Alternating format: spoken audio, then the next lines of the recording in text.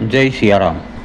સાવરકુંડલા માનવ મંદિરના આજીવન સેવક ખંભાળિયાના દરબાર પુરાભાઈ વાળા કે જે છેલ્લા 30 વર્ષથી ભક્તિબાપુની સાથે અવિરત સેવા કરી રહ્યા છે, ત્યારે તેમને મોઢાનું કેન્સર ડિટેક્ટ થતાં આજે રાજકોટની હોસ્પિટલ રોયલ પ્લસ શાશ્વત હોસ્પિટલના ડૉક્ટર વિવેક વેણુગોપાલ દ્વારા તેમનું ઓપરેશન કરવામાં આવ્યું છે અને 3 કલાક જેટલી મહેનત બાદ આ ઓપરેશન ખૂબ જ સફળ થયું છે. તેમજ તેમને 3 કલાક બાદ બહાર કાઢવામાં આવ્યા છે.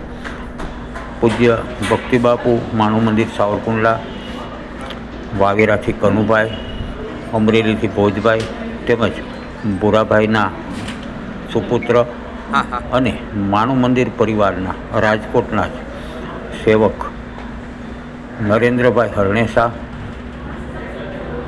આ ઉપરાંત માનવ મંદિરથી પધારેલા અનેક સેવકો આ પ્રસંગે ઉપસ્થિત રહ્યા હતા અને 3 કલાક અને 15 મિનિટ બાદ ભૂરાભાઈ ભાનમાં આવતા ભક્તિબાપુએ તેમના હાલચાલ અને ખબર અંતર પૂછ્યા, ત્યારે ડૉક્ટરે તેમના સફળ ઓપરેશનની માહિતી આપી અને કેટલીક સૂચનાઓ આપી.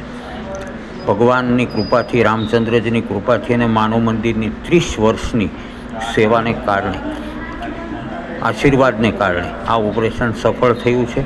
ધન્યવાદ. જય સિયારામ.